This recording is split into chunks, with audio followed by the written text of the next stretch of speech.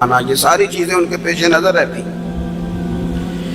اماں جی نا وہ نماز پڑھ کے قرآن پاک کے کوئی 2-1 رکوع پڑھ کے پھر آواز دیتی، وہ تسی اجے بھی ستے ہو، میں دودھ بھی رڑک لیا، نماز بھی پڑھ لی، سبق بھی پڑھ لیا، اٹھ جاؤ نا، اب تو ٹائم تھوڑا رہ گیا نماز کا.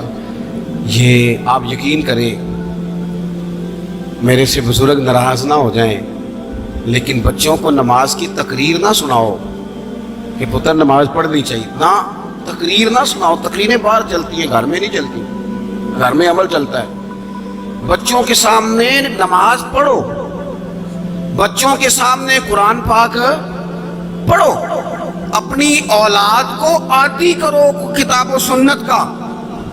سارا دن گپیں، سارا دن باتیں، گھر میں بھی تبصرے، ٹیلی فون پہ گپ شپ، اس نے تو نفسیاتی کمزوری پیدا کر دی ہے قوم. اپنے گھر کے اندر چلن پیدا کریں، قرآن پاک سے پیار ہو. وہ ایک دفعہ نا یہ ضلع شیخوپورہ کے کسی گاؤں میں ایک آڑتی تھا، یہ منڈی میں آڑت، وہ پرانی بات ہے پاکستان بننے سے پہلے کی.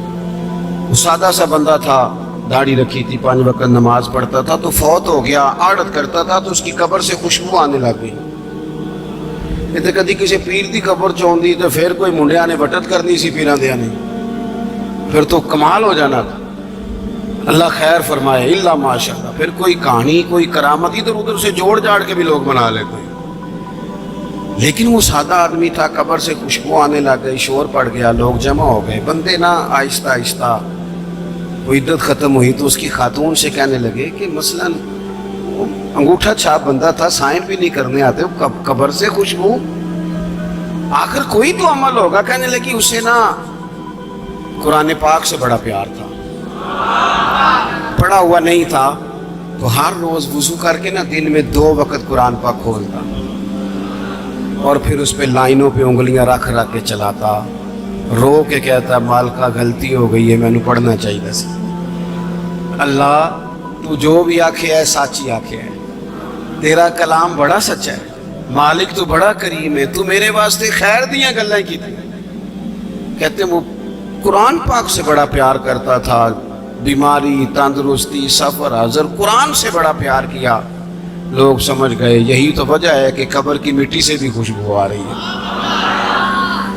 اچھا، میں بعض جگہوں پہ مجھے زندگی میں ایسے بھی تجربات ہوئے کہ یار یہ اللہ کی کتاب ہے. میں جہاز میں بیٹھا تھا تو موبائل پہ میں نے قرآن شریف کھول لیا، میں نے کہا چلو اتنی دیر کی فلائٹ ہے کچھ پڑھتے ہیں. تو ایک میرے دل میں بدگمانی آئی. کبھی کبھی پگڑی دالی والا بندہ میری طرح اللہ معاف کرے سمجھ لیتا ہے نا نیک بھی میں ہی ہوں، یہ بھی کبھی کبھی بدگمانی آ جاتی.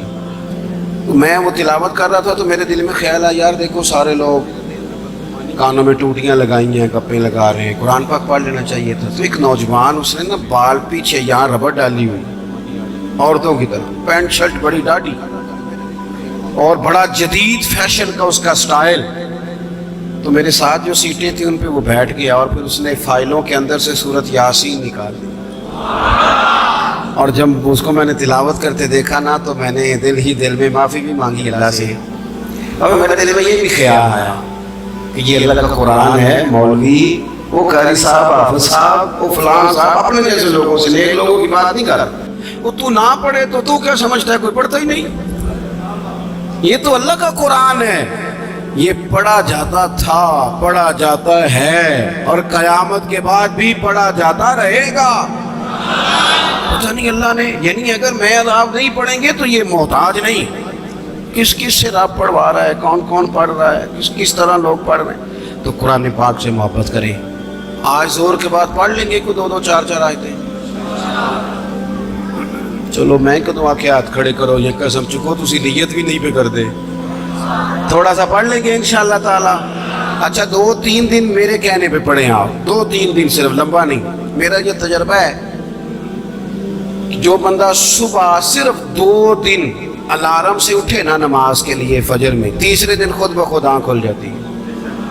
اللہ نے نا یہ دماغ کا کمپیوٹر اس طرح کا بنایا ہے کہ نیند بھی اس میں فٹ ہوتی ہے کہ اتنے سے اتنے بجے تک سونا ہے. اگر آپ فٹ کر لیں گے نا کہ میں نے نماز میں اٹھنا ہے پھر تلاوت کرنی ہے تو انشاءاللہ تعالی آپ کی آنکھ کھلا کرے گی. یہ بڑی خوشی کی بات ہے. کہ حضرت مولانا اکرم صاحب کے بیٹے نے قرآن مجید مکمل کر لیا. 2 دعائیں آپ نے اس کے لیے کرنی ہے, پھر ہم ان کی دستار کرتے ہیں. صحیح کرنی ہے, میں نے بھی دل سے کرنی ہے, آپ نے بھی دل سے. ایک تو دعا کرنی ہے کہ اللہ تعالیٰ یاد رکھنے کی توفیق دے, اور دوسرا یہ کہ اللہ تعالیٰ پھر عالم بننے کی بھی توفیق دے.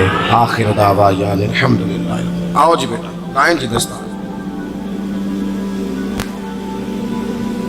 بس پہلا کلمہ شریف پڑھیں جی. لا